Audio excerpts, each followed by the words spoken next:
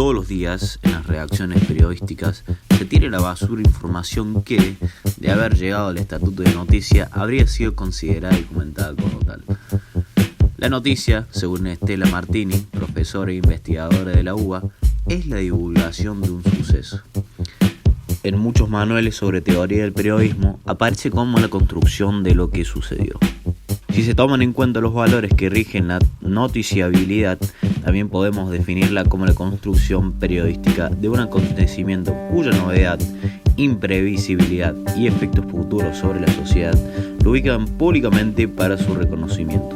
Cuando hablamos de noticiabilidad, nos referimos a cómo se estudian las formas en que se legitima y naturaliza como discurso ante la opinión pública una noticia, cuáles son los criterios a los que responde y bajo qué clasificación aparece, los sentidos posibles que aparezcan y la conexión con las series de representaciones que circulan en la sociedad. Desde los medios de comunicación trabajan constantemente con criterios como la selección y jerarquización del contenido. Se maneja el acceso a las fuentes y el imaginario respecto al público, analizando distintos intereses en un momento determinado.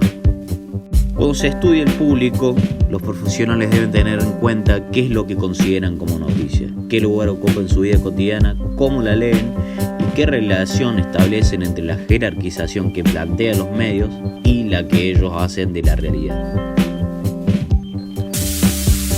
Y bueno, todos sabemos que a las noticias las podemos encontrar en un diario, pero ¿cómo se construyen y organizan las notas en un diario? ¿Qué hay detrás de todos esos escritos acomodados de manera tan bonita en pliego? Bueno, escuchar, te explico. Lo primero que debemos saber es que las noticias, una vez terminadas y habiendo pasado por distintos filtros de corrección, son enviadas a su tramo final, la edición.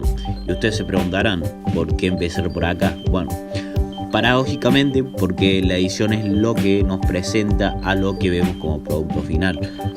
La etapa de edición es la más importante debido a que allí es donde se examina de manera definitiva los textos periodísticos para finalmente ser publicados. En esta parte también se determina qué estructura tendrán las notas, qué temas se indagarán y los avances que puede llegar a tener una temática en cuestión.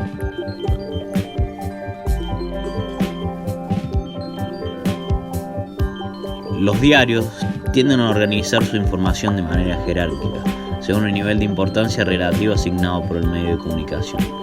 ¿Cómo lo hacen? Mediante organización de elementos gráficos, en donde expondrán cada nota junto a un título que debería resumir la información, acompañado usualmente con fotografías, gráficos o ilustraciones que pretendan aliviar la lectura. ¿Y por qué es de esta manera? Porque en el pasado los textos de los diarios eran mucho más extensos que en la actualidad y poseían menos elementos adicionales. Esto provocaba que hubiera una gran densidad de información sin orden, generando así que no pudieran destacarse unas notas de otras. El diario era algo pesado de ver y molesto para dimensionar para los lectores.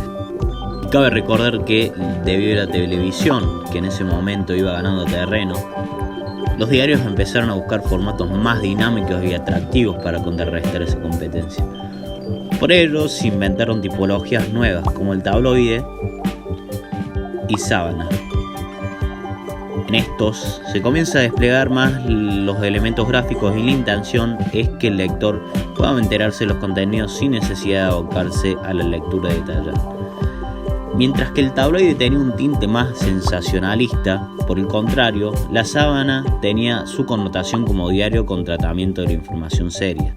Para Raúl Clauso, periodista y economista argentino, la presentación de las noticias se asocia la mayoría de las veces con lo que caracteriza a los lectores del medio.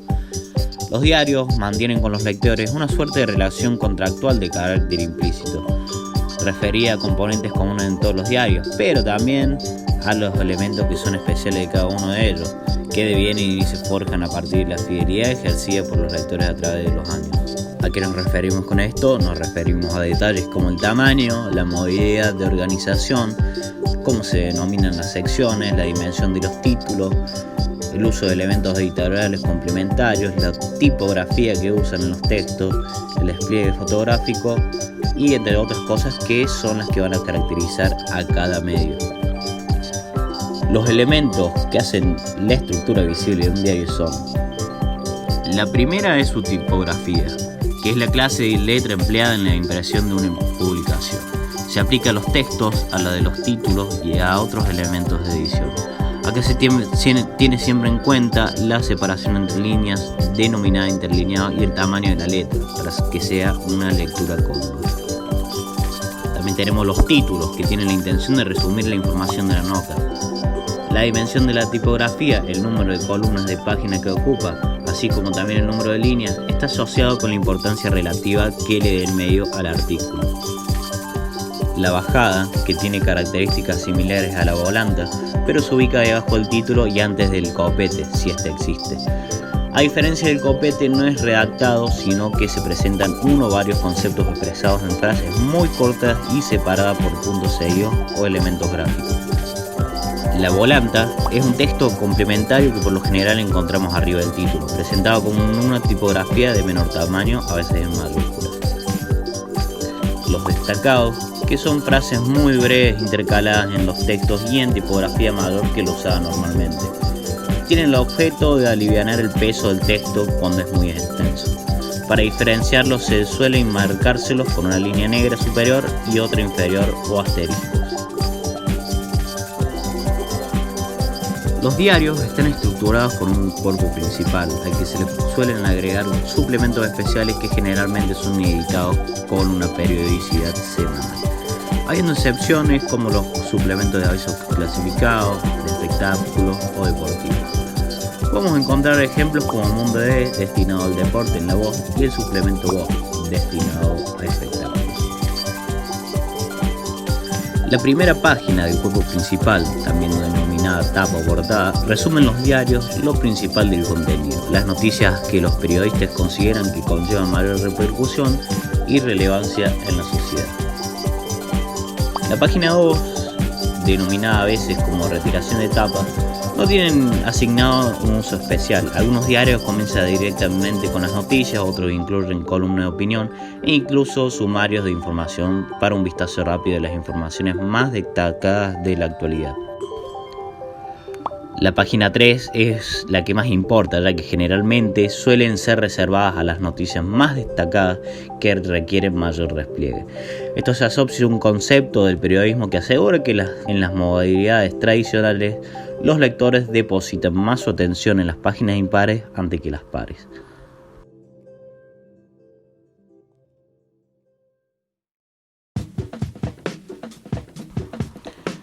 El diario se divide por secciones. Cuando nos topamos con las páginas, encontramos que hay más de una información y sobre distintos temas. Se suelen agrupar según características comunes y es allí donde nacen las llamadas secciones. Estas forman parte del contrato implícito que formaliza el medio con sus lectores, en este caso para evitar que se desorienten al momento de buscar información de su interés. Cabe aclarar que muchas veces los medios cambian la forma de ordenar y denominar a estas secciones para diferenciarse de la competencia. Cada espacio responde a los ámbitos de las actividades de las instituciones públicas. Privilegian los campos de la política, nacional e internacional, y la economía. Las noticias que tematizan problemas de la sociedad, la salud, la educación, el medio ambiente, etc., suelen incluirse en información general o sociedad.